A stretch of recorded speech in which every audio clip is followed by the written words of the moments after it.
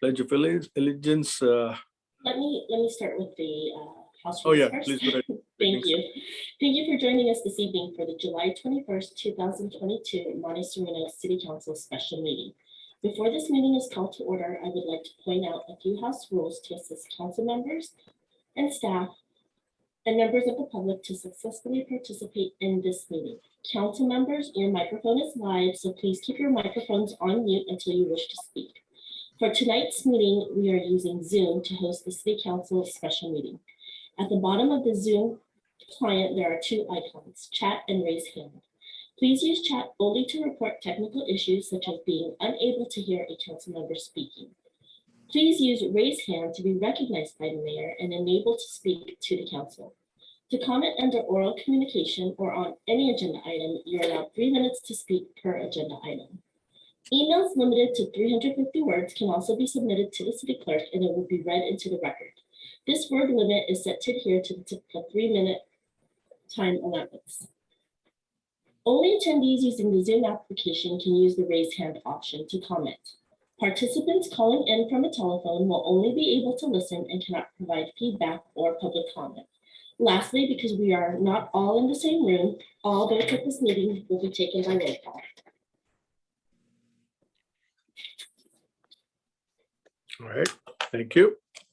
You can start with the Pledge of Allegiance. Mayor Pro Tem Brian Makachek, if you would like to lead us in the pledge. Sure. I pledge allegiance to the flag of the United States of America and to the republic for which it stands, one nation, under God, indivisible, with liberty and justice for all. Thank you. Roll call, please. Councilmember Turner, Here. Councilmember Lawler, Present. Councilmember Luthold, Present. Mayor Pro Tem Makachek, Present. and Mayor Elahi. Present. We have a quorum. Thank you. Are there, call the meeting to order. Are there any oral communications on any matter that's not on the agenda? Does anybody from the public wish to address council at this time? There are no hands raised. Thank you. Are there any written communications that are that should be read into the record? No written communications. All right. So there were some emails that I think they were sent to everybody. Would that be something that should be put into the record or should be read? No, well, they were provided to the council and included in the agenda packet. Okay. Yeah. Thank you. Mhm. Consent calendar. We have 3 items on the consent calendar. Does anybody wish to remove any item from the consent calendar?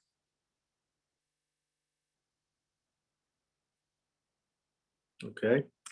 I don't hear any, but you know, we have a long calendar.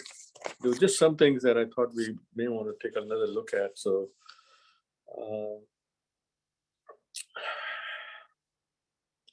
I'm going to pull item 1 and also probably pull item 2. So that leaves item 3. So could I have a motion on adopting item 3 as part of the consent calendar only? And Mayor, did we take public comment on the consent calendar? We have not. Thank you for reminding me. Is there any member of the public who wishes to address any of the matters? Well, let's say matter 3, because 1 and 2 are being pulled at this time. And the matter 3 has to do with fixing the amount of special real property tax levy for police protection. Do we have any hands raised on that? There are no hands raised. Okay. So no public comment. So can we have a motion to approve item 3? So moved. I'll second. Thank you. Okay, Roll call.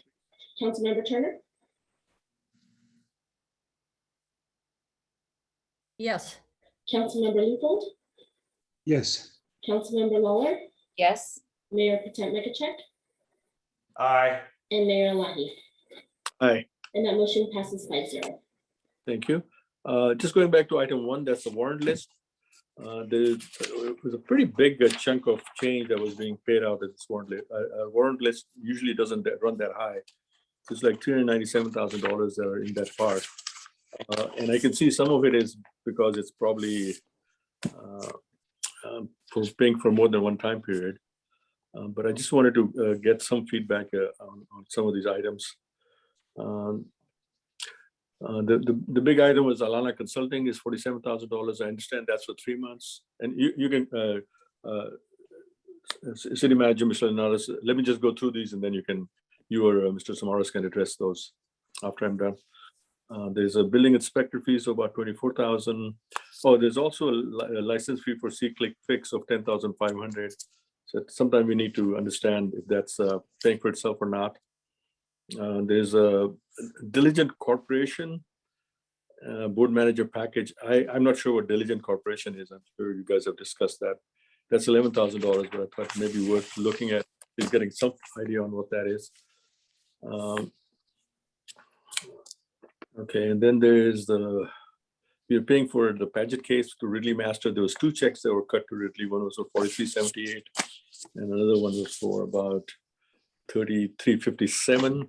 If it's 2 separate periods, I can understand that. And is any other item? And I know we paid the $20,000 we committed to for donation, so that's good. Yeah, those are my brief comments. If you can, or someone else can address those, I'd appreciate that.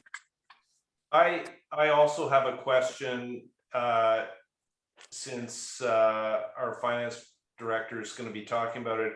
It's Oak and Willow Construction, the Community Center Design Spec Book for $15,940.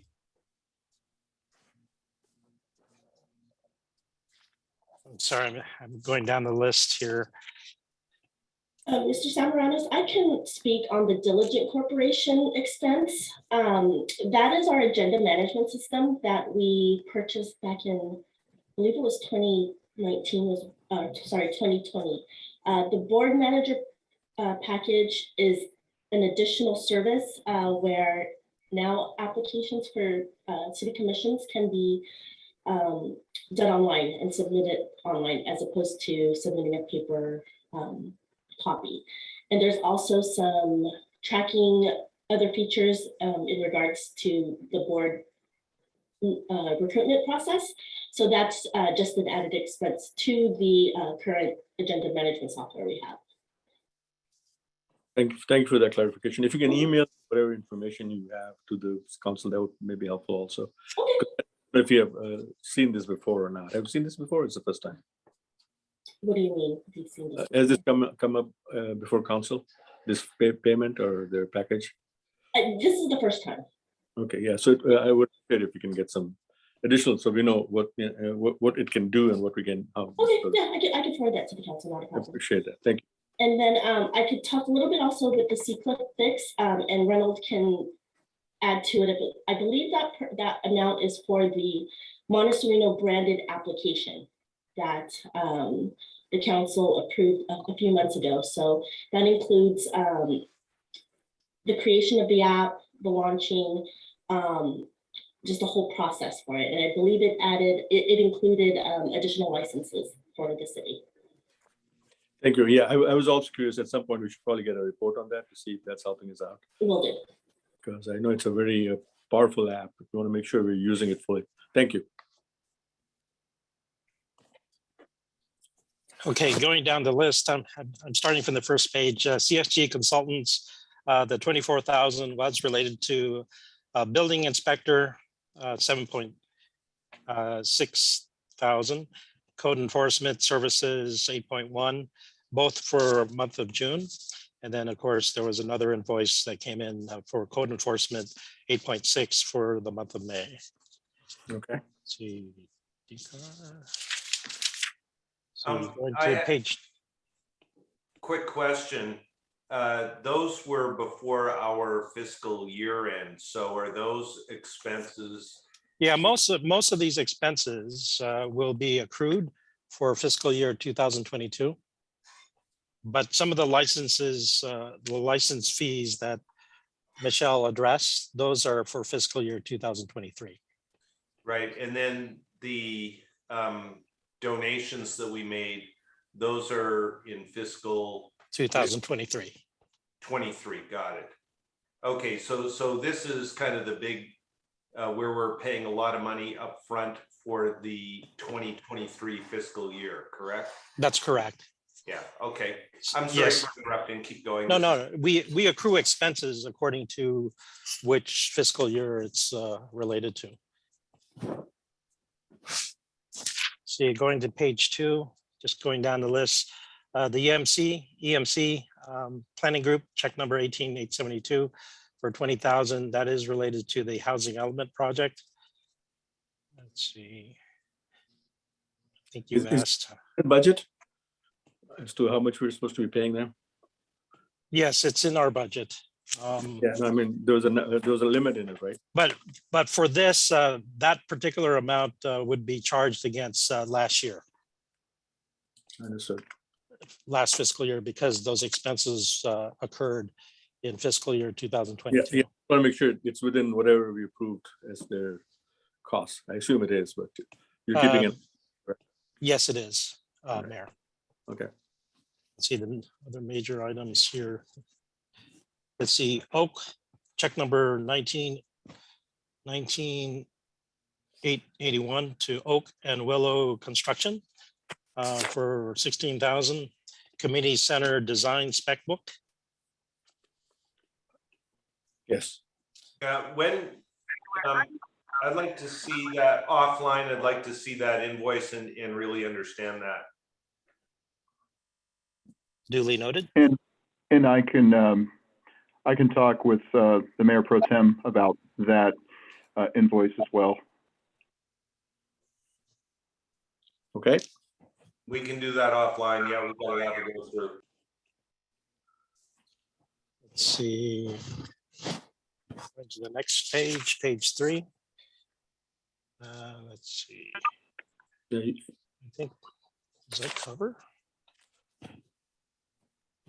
page. There was I- another expense, Yeah. I guess. Yeah, they're Sorry. really master for Paget Lake case. There's 2 checks for them. One is for 4378, one's for 3357. Oh, yes, let's see.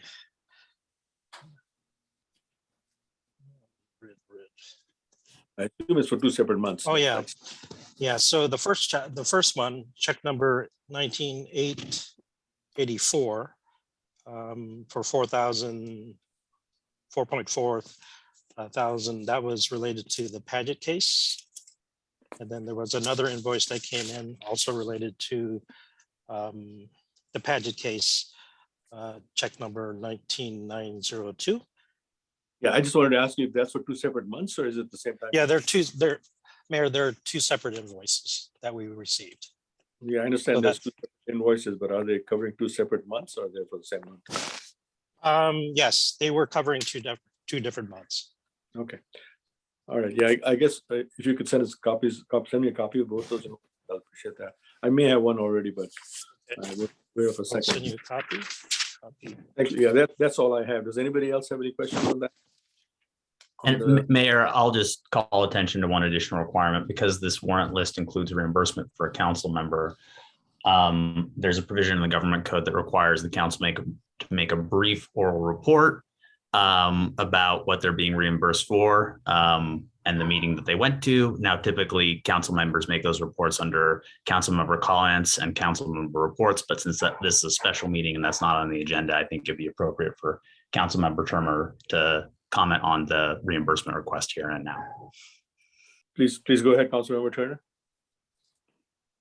Yes, that's for the League of Cities. It was charged to my credit card. And so I charged the city for it so that I can pay my credit card. Is that the upcoming conference coming up in November or is it the last one? No, it's coming up in September. September? Okay, great. Thank you. Any other thing she needs to say, Attorney Rudin? I think that should be enough. No, that's it. Thank you. Thank you. Any other person have any questions on this particular item? Any member of the public wishes to ask any questions or have any comments? Seeing none, I will I'll bring it back to council, ask for a motion to approve this item 1 on the agenda. So moved. I'll second. Thank you. Roll call, please. Councilmember Turner, Yes, Councilmember Lupel, Yes. Councilmember Waller, Yes, Mayor Pro Tem Nekachek, Yes, subject to seeing the invoice for Oak and Willow. Well, and that's a no then.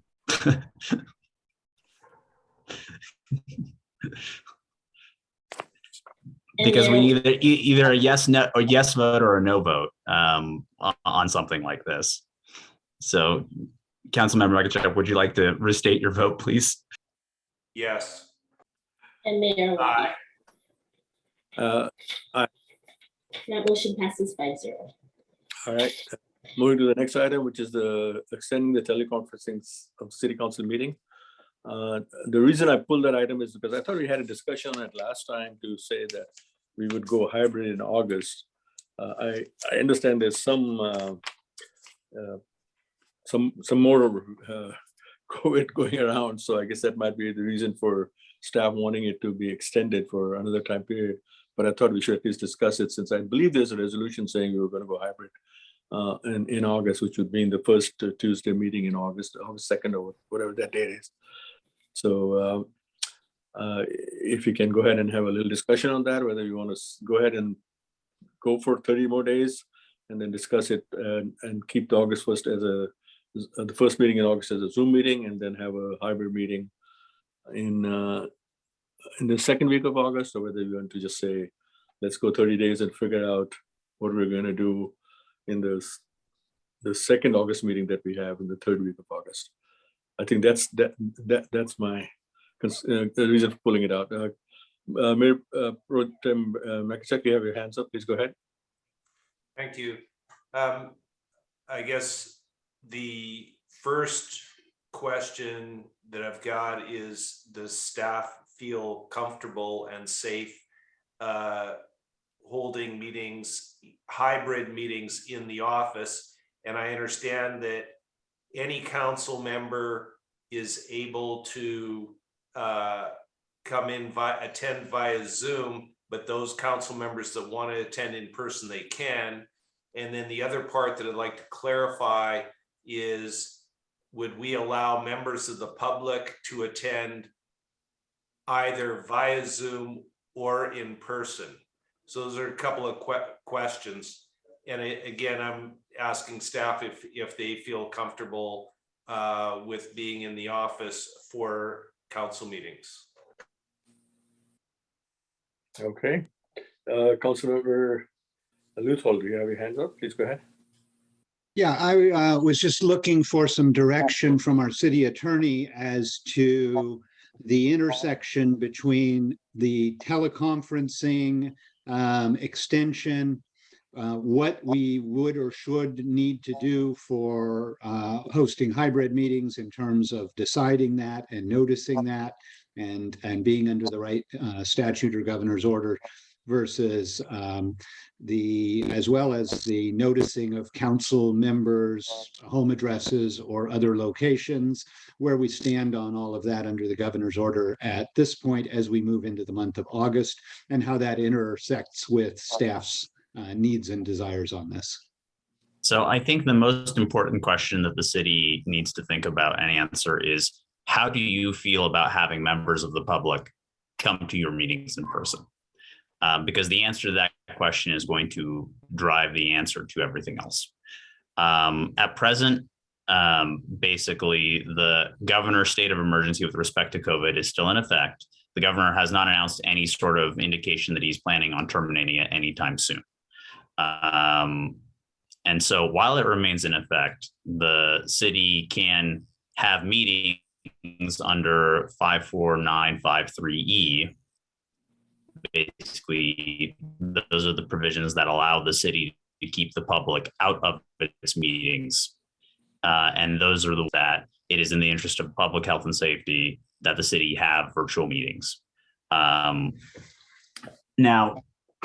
if you don't want to be making those findings, you are allowed to have one, you have to have a location for the public to show up in person, but you can also have participation virtually by members of the public who so choose. But you still have to have an open location to the public.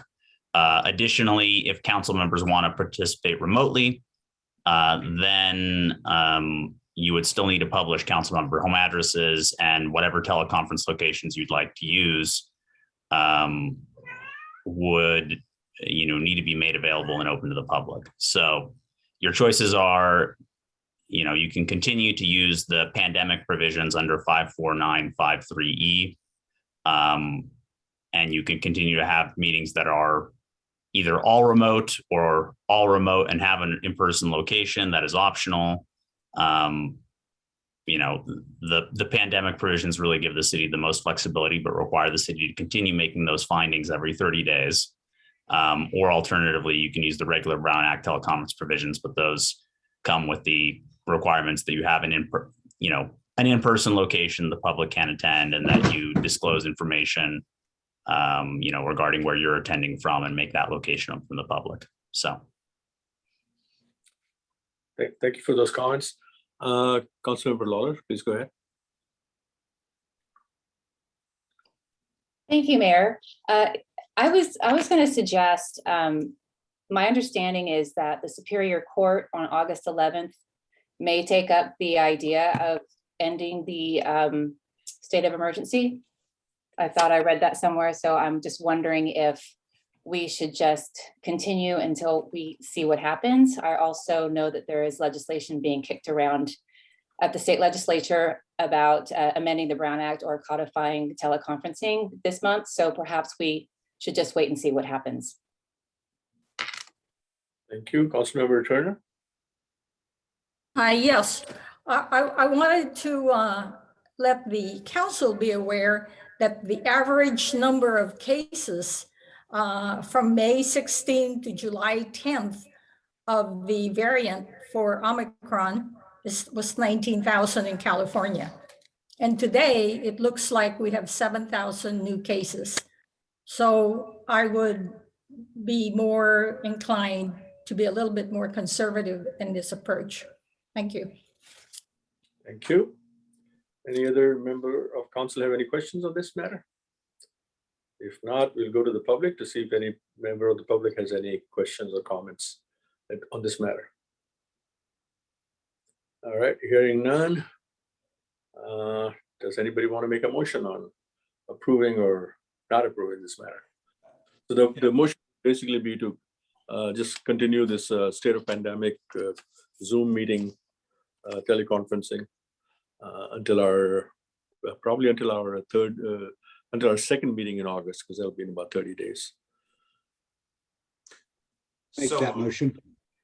And Mayor, the item actually on the agenda is for the adoption of the resolution at present. So there is a resolution, I believe, that is attached to the staff report for the council to make the findings for the next 30 days, which I would recommend be adopted. Yeah, thank you for that clarification. So can I have a motion on that? So moved. I'll make the motion. All right, we've got a motion by, was that Councilmember Turner? Yes. All right, motion by Turner and second by Councilmember Makachek. Roll call, please. Councilmember Leopold, Yes. Councilmember Lawler, Yes. Councilmember Turner, Yes. Mayor Potem Makachek, Aye. and Mayor Elahi. Hi, thank you. All right, now we'll go to new business. And that one has to do with considering reducing building permit and plan check fees for ADUs or SB9 dwelling unit when the property owner has notified the city of their intention to construct in the next ADU cycle. Staff report on that, please. Yes, thank you. Good evening, Mayor and council members. I am Diana Perkins, the city's planner.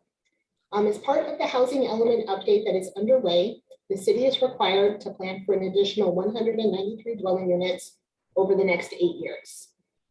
As discussed and directed by the city council at their May 24th meeting, we are currently working on a neighborhood or community-wide, I should say, outreach program to encourage and incentivize the creation of new ADUs throughout the city in an effort to meet the requirements for the additional housing units. Ad hoc committees of the City Council and the Site and Architectural Commission have been established to spearhead these efforts. And the committees have suggested that a building permit fee reduction for ADUs be offered as one way to encourage their creation. This potential fee reduction was discussed at the June 21st City Council meeting.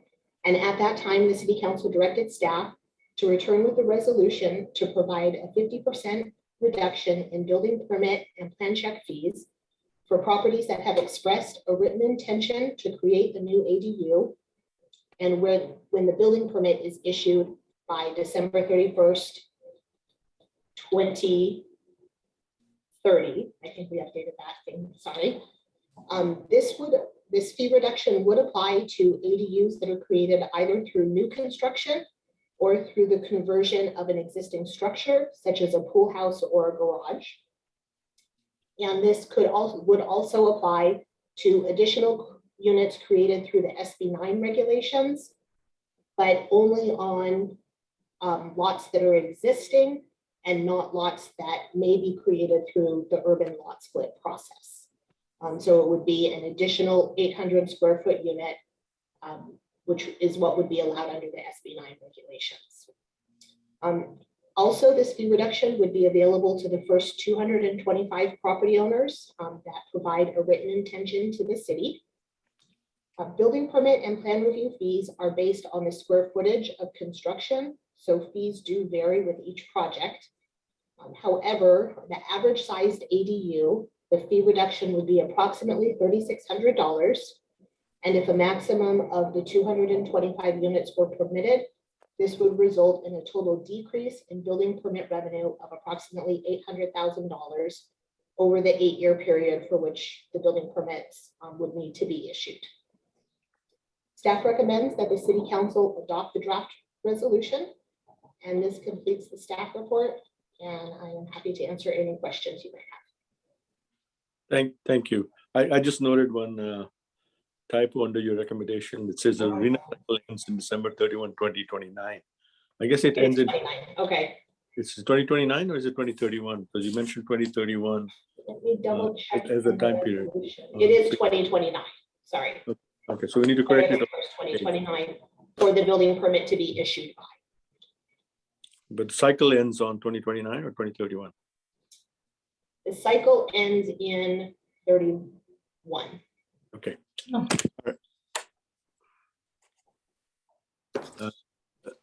All right, Councilmember Turner, please go ahead. Yes, thank you. Let me lower my hand. I have two questions for you, Diana.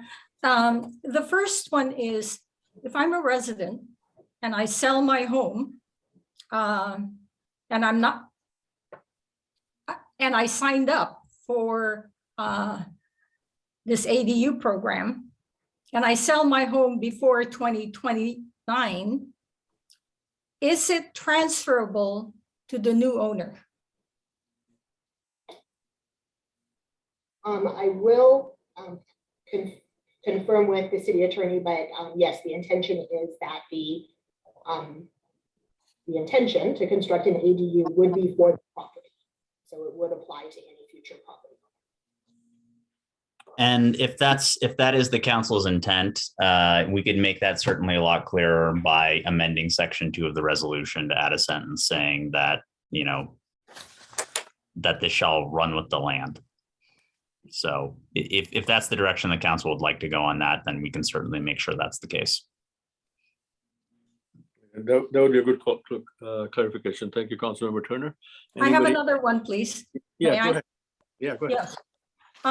The second one is, if I am unable to build at the end of the 6th RENA cycle, which is in 2029, will the cities honor my 50% discount if I build after 2029? So the trigger here, and I think the intent behind the program, is that the person has to pull a building permit before 2029. Now, as folks who have pulled building permits know, is once you pull a building permit, you're allowed to complete construction under the terms of the building permit.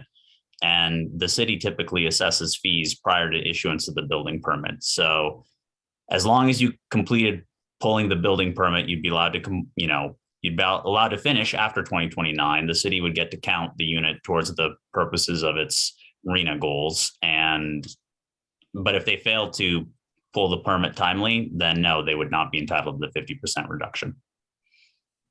Okay, thank you. All right, any other member of council have any questions at this time?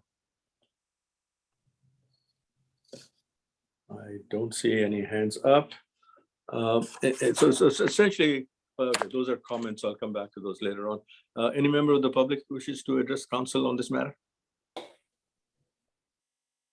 We do have one hand raised by D. Lively. Yeah, Mr. Lively, please go ahead. Thank you for joining us. Good evening. What other avenues spurring demand is the council considering?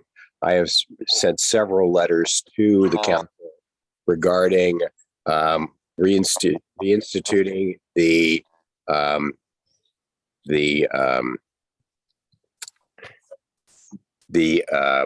amnesty provisions for unpermitted dwellings, and also regarding eliminating the owner occupancy requirement so that people who do not treat their homes in Monte Sereno as their primary residence could join the program. Thank you for that question. I think it'll be good for council to address that when we bring it back for comments. Are there any other questions from do you have anything further, Mr. Lively? Okay. So let's go ahead and are there any other individuals who wish to address council at this time? There's a hand raised by Ingrid. Yeah, please go ahead. Yeah, so my question is about, I'm reading some of, this is all new, of course. And I appreciate what the city is trying to do here, what the town is trying to do. Are we also going to change the, or look at how we allow ADUs to be put on a property currently, or when I looked into it 6 months ago, it was quite restrictive. So I'm wondering if there's other, making it even more attractive, because we'd like to do one, but our property is configured where it doesn't work within the restrictions that the city is putting on us. Okay. So I don't know if I take that up with somebody. I mean, I've already gone to, the office several times to talk about it, but it's like we want to do it. We can't do it because of the way the property is set up. All right. We're trying to facilitate ADUs as much as possible, I believe. So I would hope Diane has talked to you, or you can take it up with her. The city doesn't have much control over restricting ADUs because that's part of the state mandate that. Right, you're right. I looked into it a year ago, 6 months ago. I mean, several years now. And so I'm encouraged to hear this, but I still need to understand the requirements, the setbacks and so forth. Yeah, I don't think that's clear that we're changing anything in that direction. Not everybody's property is suited the way the city believes it would work. Okay. Yeah, my understanding is on ADUs, you have a right to build them, and that's not under certain. There might be some exceptions, but generally speaking, it's a fairly comprehensive right that the state of California has given you, and the city doesn't have any. Can't really impose any implication like that. But I would suggest if you take it up with Diane, and if there's something that needs to be done to encourage to take care of it, it could be brought back to council. All right, thank you. Thank you. Any other individual have any questions? Good time. All right. I don't see any other hands. Are there any other hands? There are no other hands up. Okay, great. Thank you. So let's bring it back for discussion to council.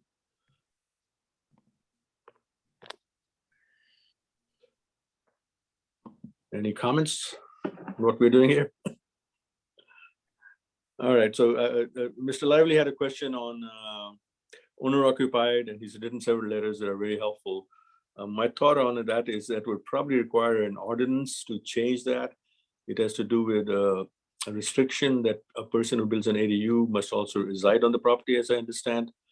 And so that was one part of it. And the second part was on the conversion of existing pool houses or other houses to ADUs, and if there are any restrictions.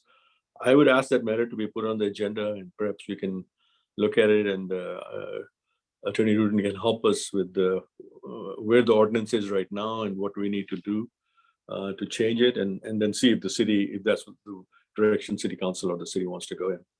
But that would really require following all the procedures that are supposed to be followed when you do an ordinance or change an ordinance. So I'd request that matter be put into the agenda at the earliest time that we can do it on. Any other comments on this matter? Okay, I guess that takes us out of comments. Then I suppose this is the time to make a motion. No, Councilmember Turner and Councilmember Lawler have their hands raised. They'd like to make comments as well. I apologize. Okay. Screen is not working as well as it should. So Councilmember Turner, please go ahead. Yes, I wanted to be sure that we address the letter that came in this afternoon from, I think it was Mr. Walker or Attorney Walker. And what he was asking for was very much in line with what HCD has asked us to do, is that we give our residents 30 days notice prior to any meetings on the housing element. So I would appreciate doing that, right? That we follow the rules so that we don't get rejected later on. Thank you. Thank you, Councilmember. Councilmember Lawler. Thank you, Mayor. Thank you, Councilmember Turner, for bringing that up. I just wanted a clarification on JADUs do not qualify, correct, Diana, Ms. Perkins? Correct. They do not count towards the RENA allocation. Great, thank you. Councilmember Mekachuk. I'm sorry, Mayor Pro Tem Mekachuk, please go ahead. Yes, the person that spoke a few moments ago from the public, I'm wondering if she's south of Highway 9, and if she is, then I would be most interested in speaking with her one-on-one to understand the situation, because I will endeavor to resolve it for her. Thank you. Sounds good. Any other council member have any comments? Attorney Rudin, I don't know if you read the letter that was sent in by, I think it was Stephen, somebody. And if you have any responses. I thought that matter was pertaining to matters that are not really on the agenda. I agree. Yeah, go ahead, if you can respond to that fully, because my assumption was all we're doing is saying whether we can cut down the ADU fees by 50%. That's all we're doing today. And it's not the kind of matter that he's referring to. We're not changing SB 9 rules or rezoning or doing anything. So please respond to that as fully as you can. Very briefly, that you are correct. The only item on the council's agenda today is to consider whether or not to create this incentive program with respect to reduction of ADU permit fees. I'm not sure exactly where this 30-day notification requirement is that is referenced in the letter. I don't think that's actually required by law. And that generally the city has complied with all of the notice requirements that are required for holding the various meetings we've had on discussion of programs and portions of the housing element. Additionally, there's going to likely be several additional opportunities for the public to comment on the housing element prior to the city council's adoption. And of course, they can also come and comment when the council adopts it. I'll defer to Ms. Perkins on the actual schedule about further meetings and opportunities for public input with respect to the housing element. But based on the council's prior direction, it doesn't sound like the city is further considering any programs of rezoning as long as it can determine that the ADU incentive programs that are being developed are going to help meet its or fully satisfy its RENA allocation requirements. Okay, yeah, thank you for your response. And I'm not sure I can say that we're not considering any further plans because that's kind of an active item, and but it'll have to be done appropriately. And yes, and before the city can consider rezoning, it would have to, before the city actually effectuates the rezoning, it would have to follow planning and zoning law, which requires advance notice to all affected property owners. That's a 10-day notice requirement. And there would be, since it would be done by ordinance, there would be opportunity several times for folks to participate in the public process of the rezoning itself, which is, again, not on the agenda this evening. And additionally, I expect Ms. Perkins will comment anytime now with respect to the public opportunities to participate in discussions if the city is going to be putting out other drafts of the housing element that do include any rezoning. Yes, thank you. So the schedule right now is that the draft housing element will be published for public comment starting on August 1st. And then that would be a 30-day public comment period. Then there is a 10-day period for staff to address the comments. And during that period is when we would schedule a council meeting. So that would be for the September 6th city council meeting to receive any comments from the city council, as well as allow the city council to formally review comments that are provided by the public before the submission of the draft element to the state for their review. And with the publication of the draft element currently planned for August 1st, there will definitely be public noticing through direct emails through people who have signed up to receive such emails. We have another list of general interested parties that we notify, as well as postings on the city's website and social media channels. Thank you. Yeah, sounds like we're doing everything possible to notify people, and if you can add all these individuals, if possible, who are sending emails to us on that email list, so they also get notice of whatever we're doing. I know the city publishes notices everywhere, but just to be sure, because we do appreciate their comments, and it'll be good to hear from their points of view. Thank you. And, okay, and hands, I think I saw Councilmember Luthold. Please go ahead. Yeah, actually, if Mr. Mekachek has something in the nature of question or comment, he can go first. I was going to offer the amendment and the resolution. So Mr. Mekachek first. Thanks. I was going to do exactly what you said. So if you're going to make a motion, then I would be right behind you and second that motion. All right.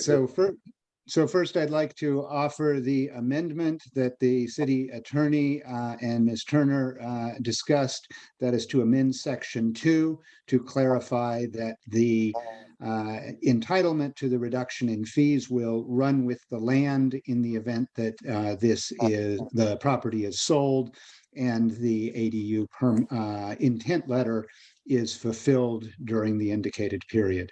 So first, offering that amendment. And Mr. Rudin, do we vote on the amendment first and then the resolution, or both together? Well, we don't have a resolution, so this would be your motion to approve the resolution with that language that you're suggesting. All right, so the motion will be to approve with the language as amended. I'll second that motion. Thank you. Roll call, please. Councilmember Turner? Did you call me? Yeah, Councilmember Turner. Okay, thank you. Yes. Councilmember Lawler? Yes. Councilmember Luthold? Yes. Mayor Pro Tem Mekachek? Aye. And Mayor Alahi? Aye. The motion passes 5-0. Excellent. Thank you. All right, the next matter on the agenda has to do with the housing element, I believe. And that's on the update for the housing element. And this is an update and for an outreach for creating ADUs. Do we have a presentation on this? I know there was a lot of work done on putting together a video presentation. I was hoping that that might be available today. Is that available at all? It will be tomorrow, now that council has taken the formal action to provide the fee reduction. So we can publicize those efforts, including the video. All right.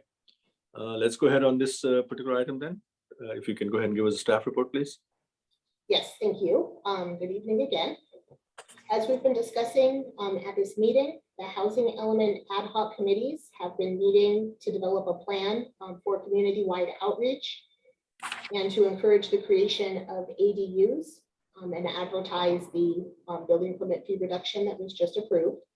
The ad hoc committees have had several meetings and have developed a framework of a plan for community outreach that includes a neighborhood canvassing program where each council member will be responsible for a portion of the city to provide information to the residents in that area about the housing element requirements, the importance of creating ADUs, and again, the building permit fee reduction that the city is now offering. At this point, I would like to turn the presentation over to Mayor Pro Tem Mekachek and Councilmember Luthold. They are the ad hoc committee members for the city council, and I think they might have some more information on sort of the details and intention for the council members outreach. Thank you. Yeah, go ahead, Mayor Pro Tem Mekachek or Councilor Luthold. I'll defer to Councilmember Luthold, and then I'll fill in anything after he explains what the ad hoc committee has done and what we intend on doing. Yes, okay, thank you. Before you start, I want to say that you guys have done a heck of a job. It's been a lot of work putting this together and doing the presentations and coordinating with our young videographer who put the videos together. So thank you for all your efforts. And please go ahead, Councilor Luthold. Yeah, thank you. First of all, I do want to thank the members of the committee and also Ishan, the videographer, who has so graciously helped us put the video together for the outreach.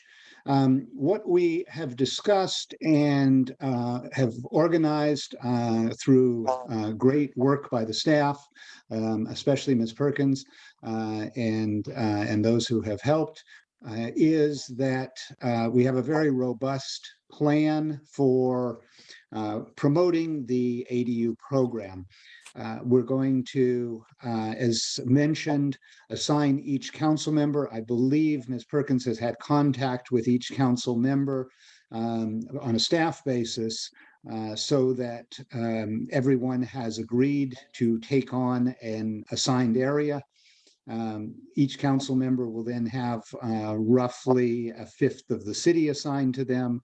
And our idea is that the city council member will bear ultimate responsibility and be a touchstone point for questions, answers, and really accountability to follow up on the ADU program.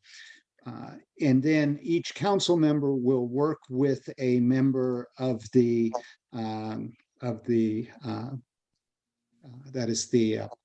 Planning Commission, Site and Architecture, and we will work with them, as well as working with citizen volunteers on the outreach, so that the goal will be that each council member will bring in approximately a little under 50 signatures, and will be responsible for coordinating and getting that done.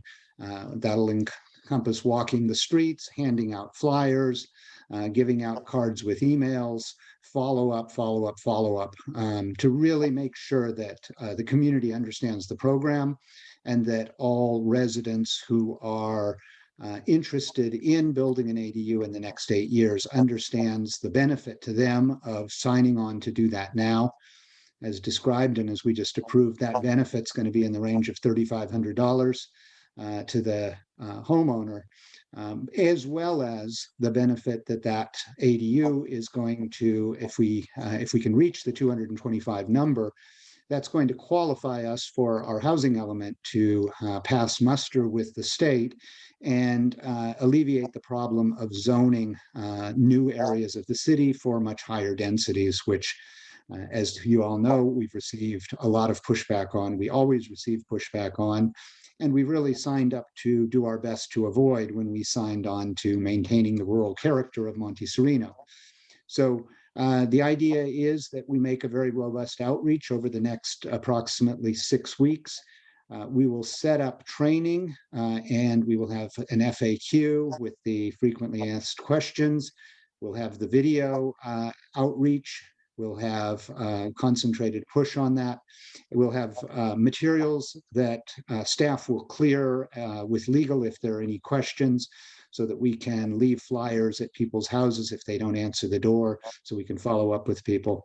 One other important part of this program that staff has done some really exceptional work already for us is in, as well as with the help from Ishan, is to get an interactive map of the city. This is something that we have always needed and never had. We now have an interactive computerized map of the city with all of the parcels on it. And beyond that, staff has gone and marked where there are already existing ADUs to our knowledge, so that we're not going to have to waste time and energy knocking on doors for people who already have ADUs and thus wouldn't be qualified to help add to the program. So I think we really have this ready to go. The staff has the paperwork ready. We have a letter of intention, as was discussed in prior council meetings, which will be the generic design that we'll be asking the homeowners to sign on to. It is a non-binding but serious letter of intention that states that they do in fact intend to build an ADU over the next 8 years. To answer one of the questions already, what happens if they don't build? What happens if too many people don't build within the first 4 years is the state will come and put pressure for the city to consider implementing additional programs and incentives, or potentially changing zoning after 4 years so as to incentivize the actual building of our 193 units over the next 8 years. That being said, our natural growth rate seems to be already in the 25 ADUs a year range. So really what we're doing now is we're going to institutionalize and incentivize this to make sure that that continues or expands, so that once again, Monte Sereno can be one of the few cities who found a solution on housing and who actually produces and reaches our housing production over the next 8 years, which is quite unusual in the state of California. So that's my initial report. Mr. Mekachek, anything to expand on that? Yes, a couple of things I'd just like to address. That was very thorough. First of all, I will echo your thanks and compliments to our staff. Our planning director has done an exceptional job. Also, the involvement of the Site and Architectural Ad Hoc Committee is noted, and that's very helpful.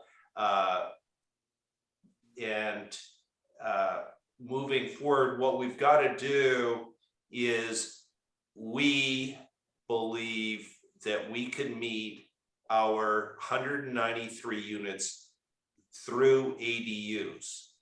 On top of that, we could change the SB9, but what we want to do is see how close to 225 units we can get.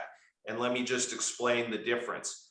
We have to do 193 units, but for our housing element plan, the state is asking for approximately 15% over that. So it looks like that number for us is going to be 225. So that's where the number 225 letters come from. Councilmember Leuthold didn't say that it's the first 225 commitment letters, because we only need 225. So there is some sense of urgency there. I received my informational postcard, I believe it was in the mail yesterday, and I clicked on the QR code and it took me to the website that we've got set up, and that's where additional information from the resolution we just passed is going to be entered tomorrow. So it'll be up and live. In terms of going door to door, as Councilmember Leuthold mentioned, we've divided the city into approximately, well, into 5 areas. And each council member is teamed up with a member of the Site and Architectural Commission. And we will work on each of those areas as a team. I'm pretty excited about this. We should be able to reach out to people in the next few weeks, and the picnic on Sunday, the 21st, gives us another opportunity to speak to people one-on-one or in a group, whatever. So I'm very positive, and the video should be coming out, and Isham did an amazing job on that. So I'm really looking forward to seeing that video, and there's comments from each of the 5 council members. I think, Sean, that kind of covers rounds out the points that we're making. And once again, want to thank staff and the Site and Architectural Commission Ad Hoc Committee. Thanks. Thank you. Yeah, well, thanks. One more comment I want to make before we go to the other council members is we are dividing the city up into the 5 areas of responsibility because of where council members and site and architecture members live. It may not be that each person necessarily gets the area that is directly around their home. But we understand that really this is all about generating understanding and letters of intention. And there should be a kind of a cross-pollination and claiming of your close neighbors and your close neighborhood, where you're going to have the best rapport with people and really to be able to explain that. Same thing for our site and architecture people, so that you'll, I think we should kind of have an agreement as we go forward on this. Ms. Perkins can help coordinate us or the ad hoc committee. If necessary, we can notice some meetings if we're going to need to have anything more formalized that's not just simply staff coordination. So bringing in your close neighbors where you can really have a high consistency of delivering and speaking with those people.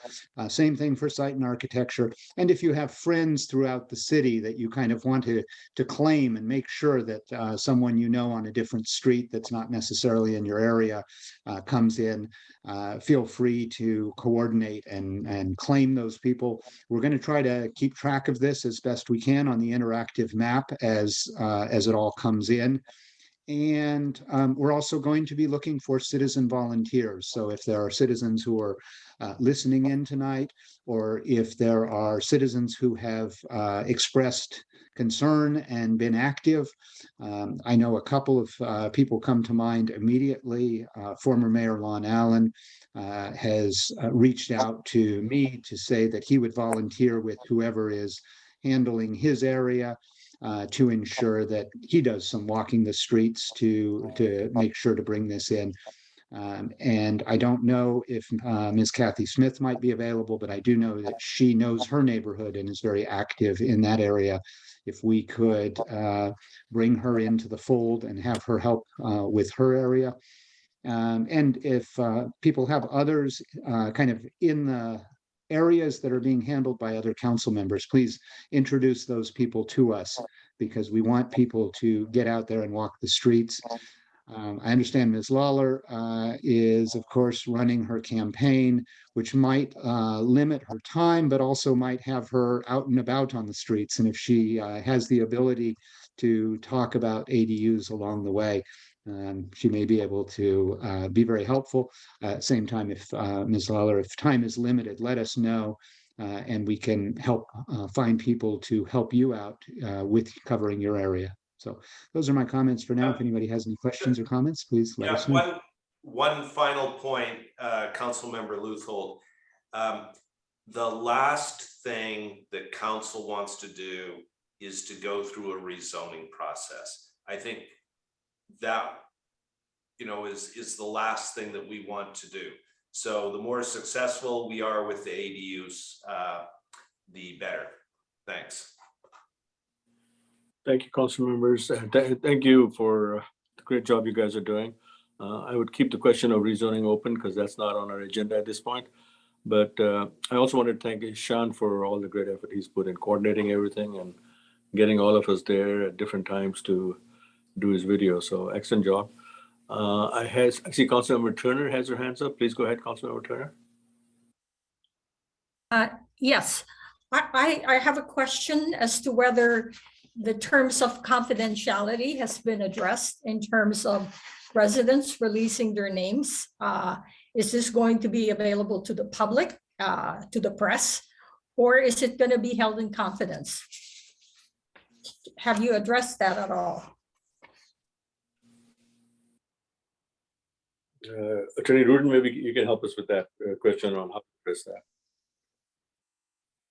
And I'm not sure exactly what you mean, Councilmember Turner, about in confidence. What is the concern there? Confidence, not incompetence. No, I'm wondering. Well, okay, if I were to submit my name, right, as part of the ADU program, will my name be published all over? Or will that be held in confidence, in which case only the city and I know about it? So short answer, no. It will not be held in confidence because the city's records are generally public records disclosable under the California Public Records Act. Typically, city permits, permit decisions, and documents relating to projects are public record and they are subject to disclosure. On the other hand, I'm not sure, if there's any sort of real significant privacy concern with somebody submitting, a letter of intent to build an ADU or something along those lines, if that's what the concern is. No, I don't have a concern. I just wanted to be sure that, somehow we notify residents that this is public information, if that's what's going to be there, because you're going to put in their names, their phone numbers, and their addresses, right? I'm not sure exactly what the application form is going to require. Perhaps Ms. Perkins can let us know what that is. But typically names and addresses, those are pretty widely available information already. So yeah, but I saw a document, I guess from the ad hoc committee saying that it's the name, the address, and the phone number that will be published. And, some residents will be concerned about phone numbers. So if I may, I think the name and address are probably the most pertinent information, and we can certainly let the council members and commissioners know that if somebody is reluctant to provide any more information, that it is not necessary. Thank you. All right, any other council member have any questions or comments? Or questions at this time, I guess. On the privacy, I think it's an important thing. It is going to be public because we'll have to give these letters of intent to the HCD people, I guess. But we should get emails and phone numbers, but keep those blocked, keep those private. So those are not published because we may need to communicate with these individuals regarding their permits if something else is happening. So it'd be good to have those. So I would suggest we get those, but make sure we keep them private. Can you do that, Diane? Can that be done? Ms. Perkins? I believe from what the city attorney had said, any information we collect on the form would be public information. Additionally, the state, as part of our housing element submission, may ask for this backup documentation. So let me ask Attorney Rudin, can we keep their emails and phone numbers private if we say we're going to keep them private or not? Generally, no. And for that reason, we typically don't say that we keep these things private. When, for example, when people use their personal email addresses to correspond with council or to, contact the city's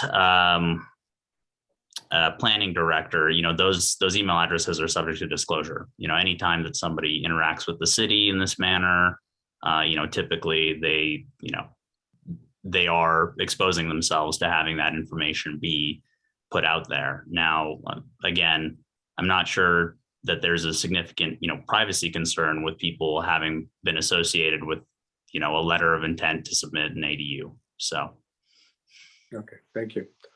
All right, we'll leave it up to the ADU committee to figure out whether you want to add emails and phone numbers on that form or not. Then I think that might be a good way to figure out, or leave it as an option to the individuals if they want to give it to you. Councilmember Lawler, please go ahead. Oh, thank you, Mayor. You basically said it. So addresses are public record anyway. So I was going to suggest what you suggested, just have the phone number, email optional, and people can decide what they want to disclose. All right, sounds good. Any other discussion from council or questions? If not, let's go to the public. Are there any members of the public who'd like to join in this discussion? We have two hands up. We have Ishan Prasad. Yeah, Ishan, welcome and thank you for joining us. Please go ahead. Hey, so I just wanted to address what Councilmember Turner just was referring to. The document that I think she was talking about from the ad hoc committee, that was the original script for the video. In the final version, we ended up scratching that because we weren't sure what the ad hoc would want on the actual forms. I believe as it is, I was last looking at the forms a couple days ago. I believe it's just name and address, and then everything else is written as optional. Okay. Sounds good. Anything else you want to add, Ishan? And your video is going to be ready tomorrow, hopefully? The video is ready. The only thing left was for the council to approve the fee reduction before we actually went ahead to publishing it. Excellent. Thank you for a great job you've done. Of course. All right. All right. That's all. Thank you. Mr. Lively, did you want to comment on something? Please go ahead. Yes, I have a couple of questions. One is, what happens if we do not actually comply with the housing element requirements? I'm not advocating blowing it off, but what if we just don't make a timely submission? What are the potential ramifications for the city, given what the state current emphasis is on housing? Secondly, is there a copy of the letter of intent which can be viewed publicly to see what you're signing on to right now before people theoretically get contacted by council members and the members of the ASA? And third, are there plans to provide a consolidated portal at the city level where it's easy for people to find out what they need to do to complete an AD process? Right now, it is a warrant is the right way to put it. It's a maze because you can't tell whether you need an ASA approval or you need a building permit. There's no coherent message about what you actually need to do to create an ADU. Thank you. Thank you very much. And we really appreciate your inputs on these matters. And hopefully we'll have that other matter you're interested in on an agenda in the near future. Who wants to take answering those questions? Dan, do you want to answer them? Take a first crack at it. I think I might want to defer to the city attorney for the first question about what happens if we don't submit or adopt a housing element. So I'll make this really brief, and then I'll let Diana take over for the rest of the questions. If you fail to submit a valid housing element, you categorically refuse. The first one is you're subject to a 4-year review cycle rather than an 8-year housing element cycle by HCD. Additionally, typically the housing element is supposed to provide for, a site's inventory that sets forth the, way by which you're going to meet the RENA requirements. If you fail to have that whatsoever, one of the things is that you will face the potential for lawsuits by the California Attorney General and HCD to require the city to come into compliance. And as part of that litigation, the state can seek appointment of a receiver And it basically may take away the city's decision as to how it meets its RENA requirements. Secondly, a court may suspend the local government's authority to issue building permits or zoning permits or issue new subdivision map approvals. Alternatively, the court can also mandate that when you don't have a housing element, that you approve certain housing projects, and you may be precluded from denying affordable housing developments, even if they're inconsistent with your zoning and general plan, full stop. And then additionally, there's significant penalties that the court can impose on the city to get the city to come into compliance. Those penalties escalate significantly and can end up being up to $600,000 a month if the city is incredibly reticent and refuses. Now, obviously, it doesn't sound like we'll ever get to that, but that is something for the council and for the public to be aware of, that this is very much a thing that the city has to comply with, and it would be significantly difficult for the city to avoid complying with it. So back to you, Diana. Yeah, thank you, Attorney Runa. That's very helpful. Yeah, Diane, go ahead and. So for the webpage updates, the at home in montesereno.com website, which is our housing element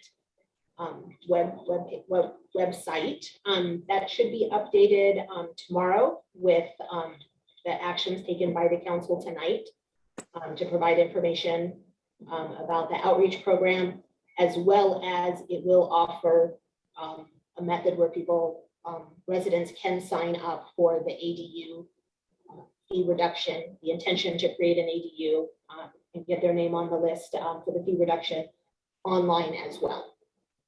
So you can do it in person or they can do it online.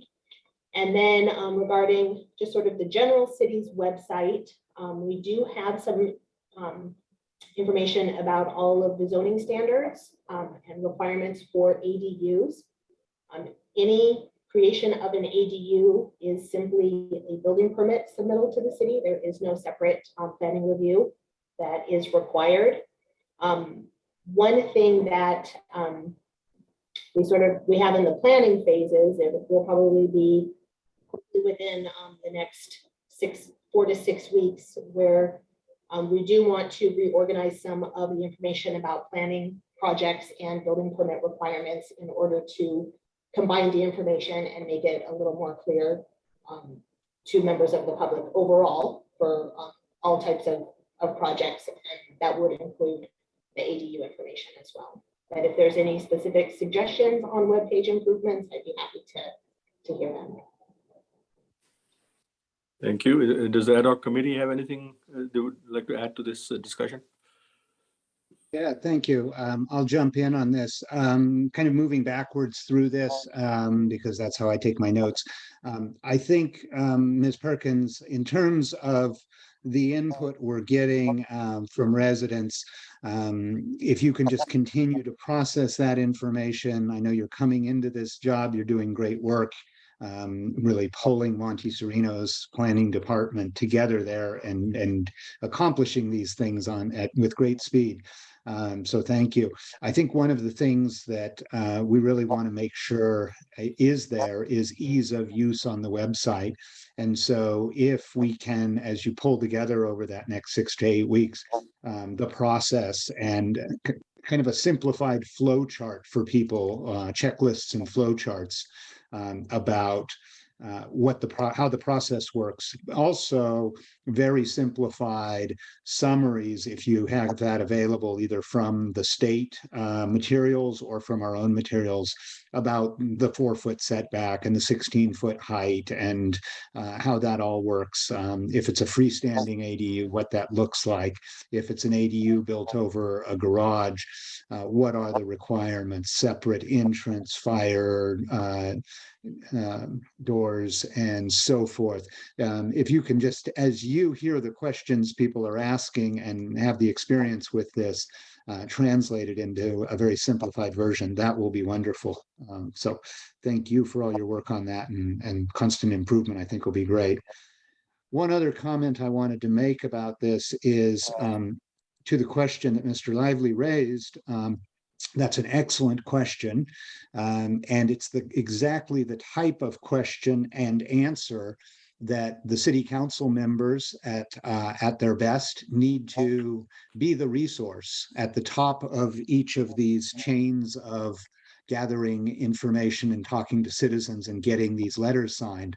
So I would suggest that we, if necessary, re-listen to the tape from tonight.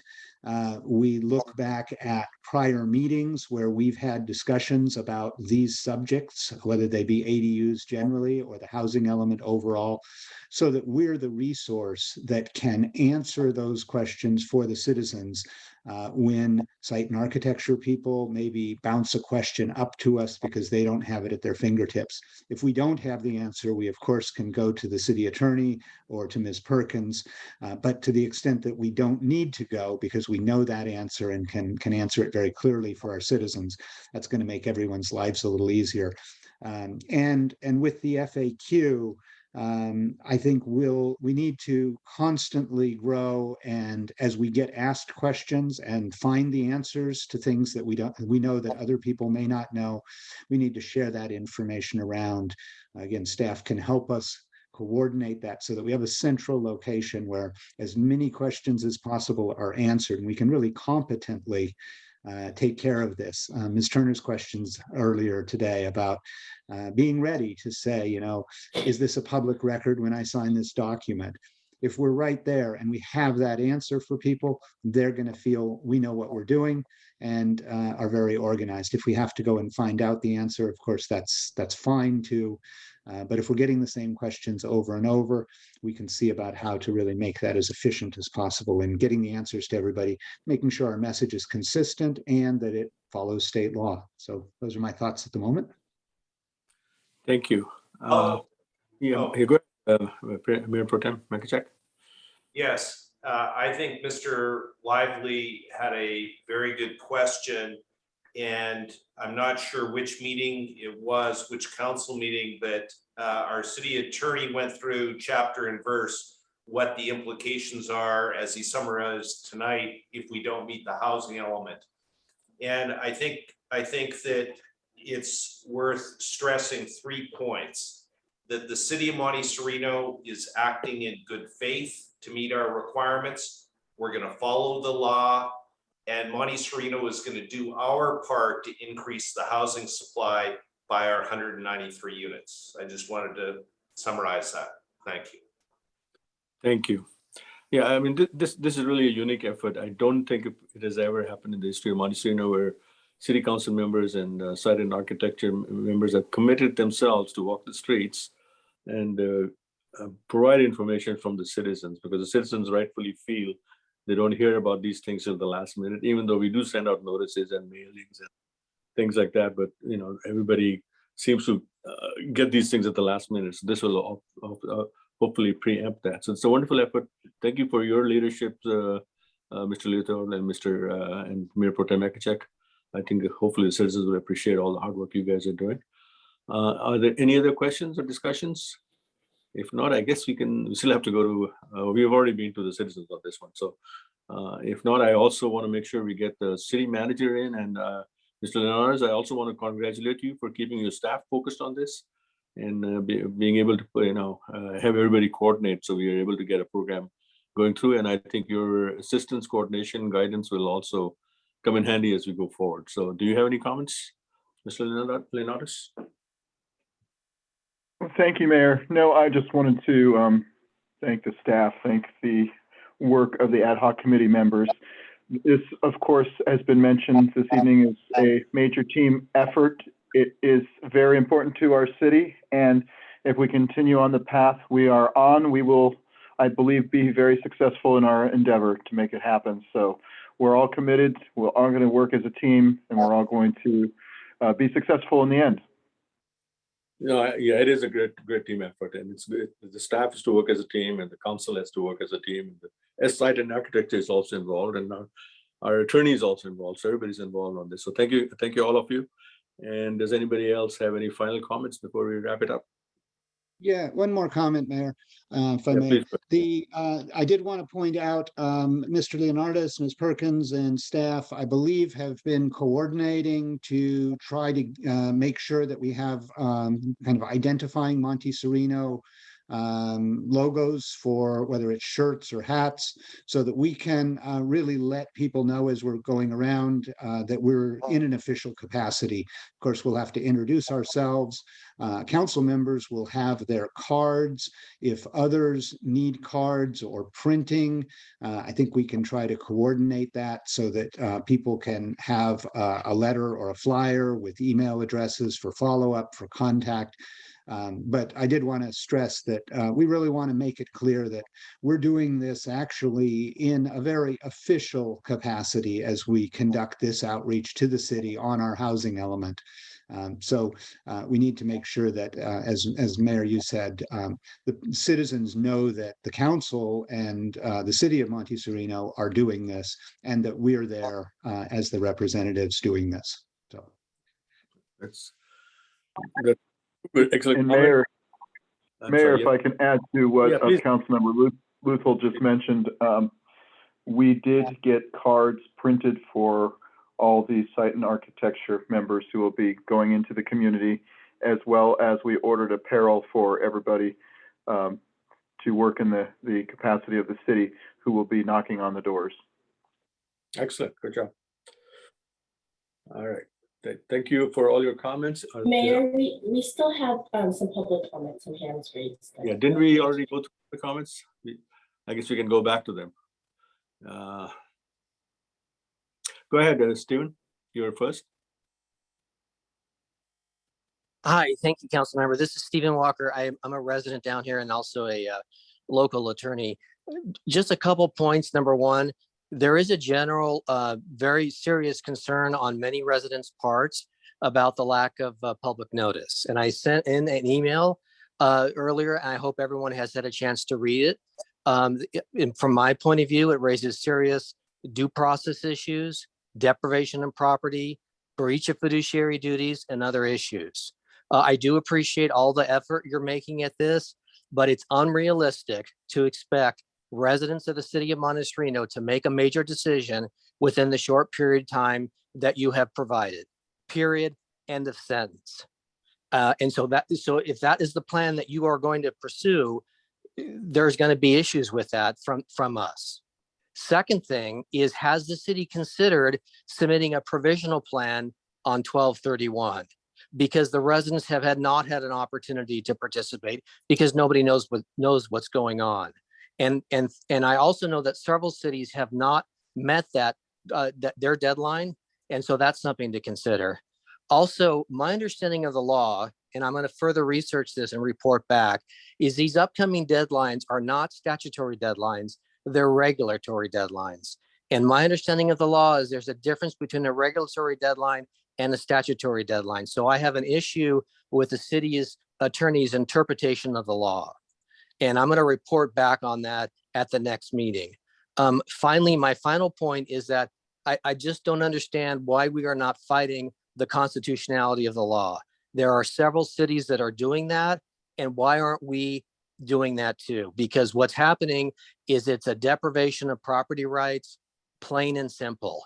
And my final point is that I don't understand the targeting of the neighborhoods. Why was Vineland particularly targeted and none of the other areas of Monte Sereno even looked at?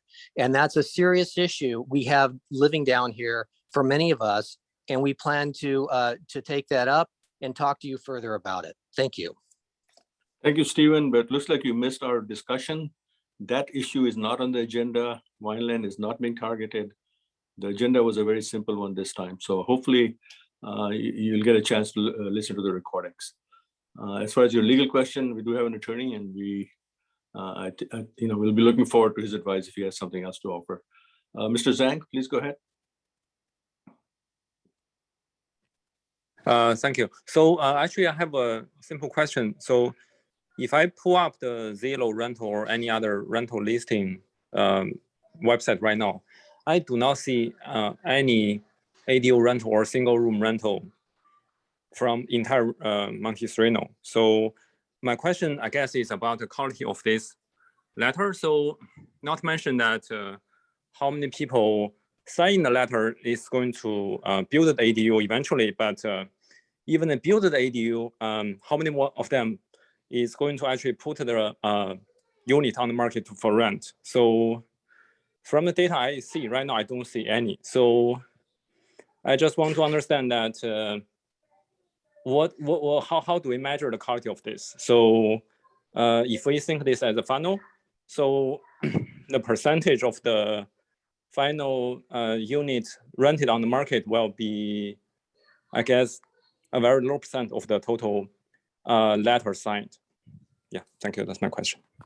Thank you. Next is Alex. You go ahead. Hello. Yeah, we can hear you. Hi. So I just have a question that maybe need a clarification from Ms. Perkins. So from the report that I read, the house element not only have a number 193 for Monte Sereno, it also have an allocation to each category. So 79 of them is above moderate. But based on the whatever the report analysis, the ADU can only 10% of the ADU can count towards above moderate. So even we have a 225 ADU and only rely on it will not meet the number that based on the allocation that the house element required for Monte Sereno. So am I missing something, or is that the category, like how to interpret the allocation for each category and how the ADU only proposal will meet the requirement? That's my question. Sure. Thank you for your question. Ms. Perkins, if you care to answer that, please go ahead. Yes, thank you. Just confirming. So the ADUs, the allocation of affordability for ADUs can be established through a formula that has been determined as applicable for the entire Bay Area. And so that formula would apply 30% of the ADUs constructed each into the very low income category, low income and moderate income. The remaining 10% would be applied to the above moderate income category. So if we were able to collect the 225 intentions, as all efforts are being made to do so, we will meet the very low income category and the low income category based on the formula of distribution for ADUs. Those are the two categories that, if not met, have consequences. So if the low income categories are not met, there are other state laws that may allow developments to happen potentially without public review. But again, those are only if you don't meet the lower income categories. There is no penalty if you provide fewer units than allotted for in the above moderate category. Okay, thank you. Hopefully that answers your question. I think we're going to close public comment, and based on the comments we have had, does any member of council have any further comments? If not, we can close the meeting. Yeah, Mr. Mayor, if I may very briefly, I did want to address actually both comments, just to clarify to the Alex question and what Ms. Perkins said. It's the low and very low income numbers that carry heavy consequences. My understanding is if we overproduce in those, essentially that goes to our total number. So it's not going to be an issue in terms of overproducing at the lowest levels and somehow we end up with a problem of not having produced enough at the higher levels. Also, the higher levels do tend to come about relatively organically. There are obviously zoning issues, but as has happened in the past, we will occasionally get a conforming subdivision or a conforming lot split. There will be some SB9 lot splits certainly, and liberalizing that is something we may well look at.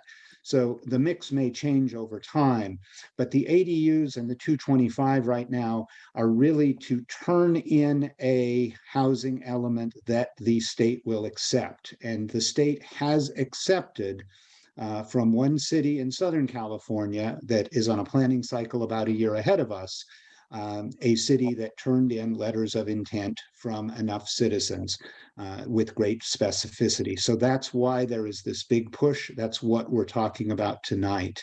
To the comment about Vineland, I do want to point out that as the mayor said, not on the agenda tonight, but the idea of a zoning of Vineland has been pushed to the side and is not going to come back. Rezoning will come back if we are not able to put together a housing element that is compliant based on the ADU idea that is working on tonight. And then one further question to Mr. Zhang's comment about rentals and the quality of ADUs. I just want to point out that ADUs are not, the goal of the state with the 193 new units is not to create 193 rental units that come into the market.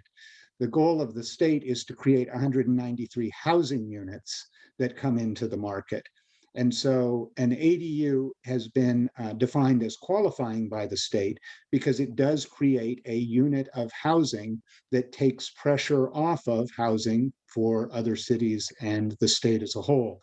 That may be that an older owner of the house moves into the ADU and their kids or a renter moves into the main unit. It may be that an older relative comes and lives in the ADU. It may be that household help and caretakers come and live in the ADU, or it may be marketed to local school teachers or others. So it's not about rentals per se, it's about increasing the stock of housing, and ADUs do in fact accomplish that, and the state agrees, and HCD agrees that they accomplish that. So just wanted to make that clarification. Thank you very much, and hopefully that's answered all the questions. We appreciate the citizens for joining us today. Hopefully you got something out of the discussion, and we look forward to seeing some or most of you in person. And really, if you want to be a part of this, please go ahead and volunteer to help us out with this. You can send your names into Ms. Perkins, as she'll be coordinating it. Thank you so much. And if there's nothing else, I'm going to go ahead and close the meeting. All right, doesn't sound like there's anything else. Good night. Thank you. Good night. Take care. Thanks. Good night. Thank you. Bye.